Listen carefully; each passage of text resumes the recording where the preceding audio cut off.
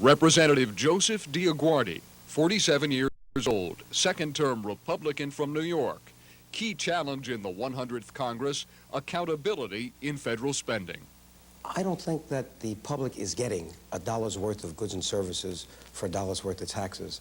DioGuardi is a trained accountant and says the way to eliminate government waste and mismanagement is to introduce sound accounting principles. To that end, he's pushed legislation to have a chief federal financial officer appointed for 10-year terms. His job would be to manage the money allocated by Congress.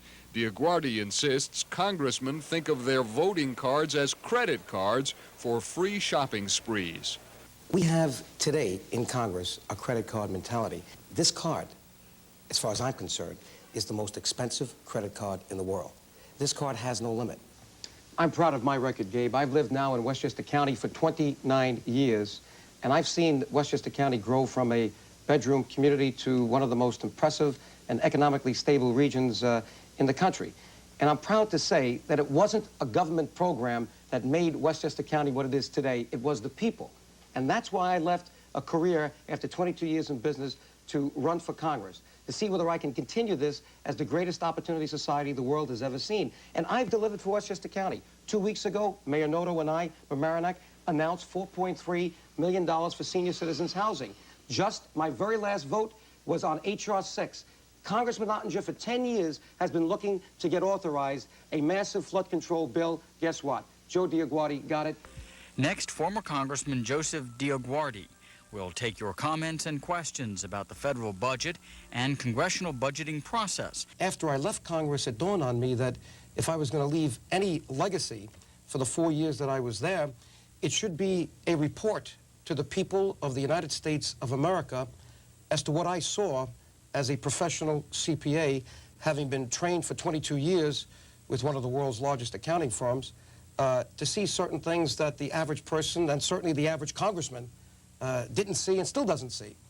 That we have a system, a budget process, we have a system of accounting, a system of keeping books that is not the system that government imposes on you.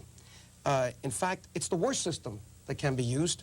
And in the book, I make the comparison between the bankruptcy of New York City in 1975 and the theoretical bankruptcy of the United States of America sometime in the future, making the case that the new bankers for the United States of America are not those banks who were buying the municipal bonds of New York City back in '75, but Japan, Germany, Great Britain, who are buying tens of billions of dollars worth of treasury bills and treasury bonds. So we're kind of hooked on foreign capital.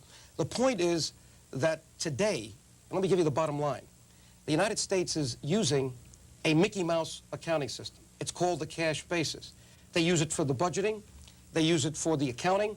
They use it for everything. It's a system designed for politicians because you can accelerate income, you can defer expenses. I dare say that if officers of a public corporation used the accounting principles and the accounting systems that the United States uses today, they would be indicted for securities fraud through the Securities and Exchange Commission, and no doubt would be incarcerated.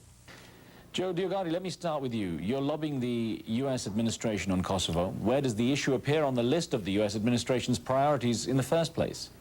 First, let me say that I'm the volunteer president of the Albanian American Civic League, the only registered lobby of the Albanian people here in America, representing the concerns and interests of some 400,000 Albanian Americans, and Kosovo is at the top of our list. I try to go to Washington as much as I can. I was there yesterday to speak in front of the Institute of Peace. There were many people from the State Department there to let them know that our foreign policy is a mess, it's failing, that they have blood on their hands. Mr. Holbrooke has blood on his hands. NATO has already discredited itself. We've been through this before. We saw it in Bosnia. We diddled, waffled, and dawdled for 3 years, saying that nothing could be done, and then finally, we couldn't take the bloodshed anymore after seeing Srebrenica and the market square in Sarajevo. We're seeing it right now in Kosovo, and we acted. In the long hours at Rambouillet, the Kosovar Albanian delegation was asked to put its faith in Western promises, promises of military protection and significant political gains. Madeleine Albright called it the best deal they could hope for. The Albanians agreed in principle, but they didn't sign. Was that a mistake? Joining us now is Joe DioGuardi, a former U.S. congressman, now with the Albanian American Civic League. Why didn't they sign, and what does agreement in principle really amount to, do you think? Well, they didn't sign for a simple reason, because the agreement as it stands now would be nothing less than a death warrant for the Albanian Kosovars. You have to remember how this began. It began in 1987 when Slobodan Milosevic rose to power by coming to Kosovo on a platform of anti-Albanian racism and Greater Serbia. He occupied Kosovo in 1989, took away all the jobs, all the schools, all the courts, the separate parliament of Kosovo. Everything was removed. The Kosovars have lived in a concentration camp for 10 years. There's been nothing like this since Adolf Hitler created the concentration camps in Germany. They cannot go back. They have declared their independence in a referendum in 1991. The Slovenes did, and they got out. The Croatians did, and they got out. The Bosnians did, and they got out. And by the way, they are all Slavs, just like the Serbs. The Albanians are not Slavs. Why should they be forced to live with people who treat them like untermenschens? Mr. Voyevich, you said, I believe it was on the op-ed page of USA Today today, that the agreement that was reached at Rambouillet, France, which NATO wants Milosevic to sign, is a fraud, that there is nothing for him to sign. Mr. DioGuardi? Well, the Albanians certainly didn't get their wish list at Rambouillet. They had to back off on many things, and they did it under great pressure from the United States of America. But what you've just heard is typical Serb propaganda, and they've been saying this for years. You know, we keep hearing that this is an ethnic conflict with religious overtones.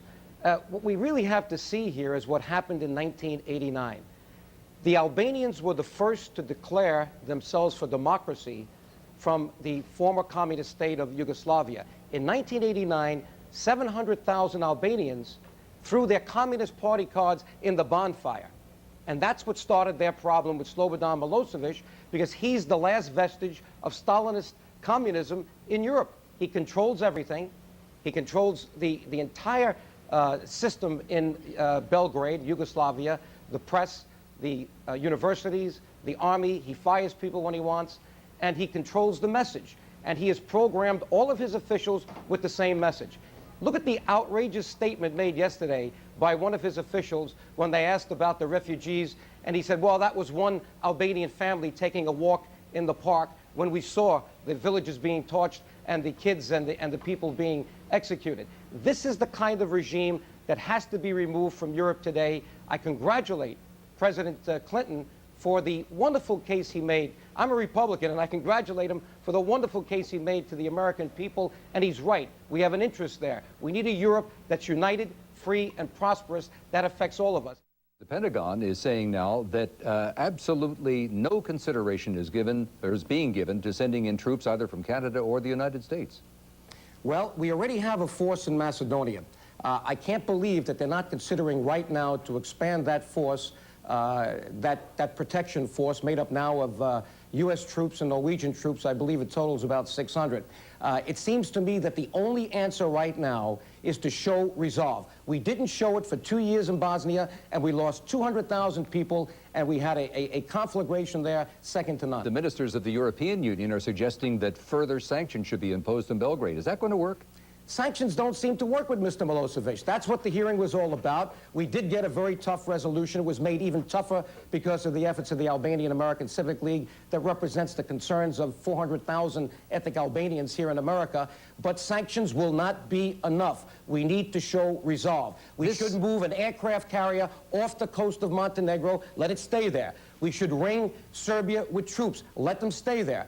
If we see one move, and don't forget, Ralph, two presidents drew a line in the sand. President Bush on the way out and President Clinton on the way in said if there's any military or paramilitary action in Kosovo, we would move swiftly. That question was put to Mr. Gelbard, Ambassador Gelbard, and he said that foreign policy declaration is still in effect.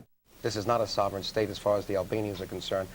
Kosovo is an independent state already. This has to be recognized. But Congressman, you're supporting the idea. If we're going to bomb Kosovo and surrounding areas to end genocide, Why don't you make the case, and why wouldn't you be critical of the president if that is our stated goal and mission, that maybe we have to use military troops and ground forces if it would help? And why are we telegraphing all of this to our enemies anyway? Well, there's no question. That's what this rally was all about. We had some 10,000 Albanian Americans today that were saying that we need to arm the KLA and that we should do that immediately. We did this to the Croatians in Bosnia. Why can't we do it to the KLA? Let them take out those surface-to-air missiles and the tanks. And then, yes, we got to get on with the next phase, which is to commit the ground troops. People were killed in the meantime by the time they did it? Yes. And that's going to happen in Kosovo. That's why I want to know what you're suggesting now. What we have to do right now is to enforce international law. We have war criminals in Belgrade. We're dealing with one right now. I said that article before. I have a copy of it right here. Here it is. It was in the Gannett papers on Sunday. There's Slobodan Milosevic, side by side Mr. Karadzic, who's now got a book coming out pointing the finger at him for all these atrocities in Bosnia. Why aren't we picking him up? U podršci albanskom separatizmu i terorizmu na Kosovu i Metohiji posebno se angažovala albanska emigracija u zemljama Zapadne Evrope i SAD. U Americi je 86. godine još osnovana Albansko-američka civilna liga pod predsjedništvom uticajnog kongresmena Josefa DioGuardija, čiji je zadatak bio da aktivno lobira na Capitol Hillu. You have just heard former Serbian dictator and indicted war criminal Slobodan Milosevic misrepresent our important work in Washington to free Kosovo and all Albanians from the tyranny of his regime.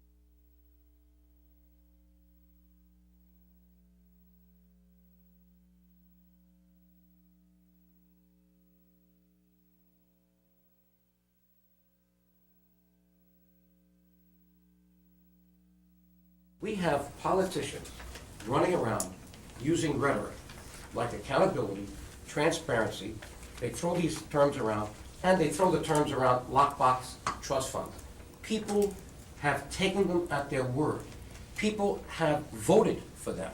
There's been an exchange of political capital here, moral capital, not necessarily financial capital. And the title of Mr. Spacek's book, where he put all those speeches together, is Fairness. Fairness in accounting and in financial reporting. That's the key word.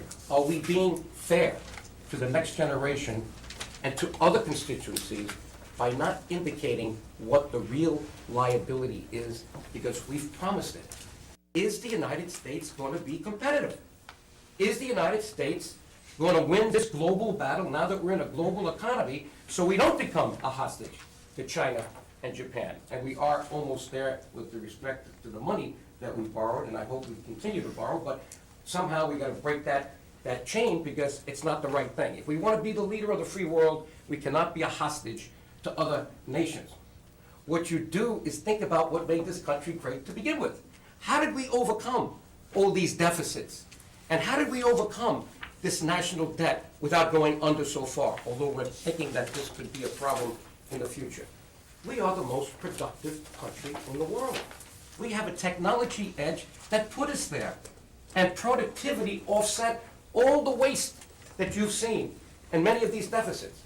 So who's to say in the future if we do the right things, and we need to report where we stand before we can do the right things? That's why your role is so important. Who's to say that two people cannot become three with technology? So the issue is not to look at just the size of the family, look at the potential of two people to become 3, 4, 5, and 6 if we are competitive and if we allow them the tools they need in order to produce, and produce in technological terms, Microsoft, Google. That's what's keeping this country ahead of the game.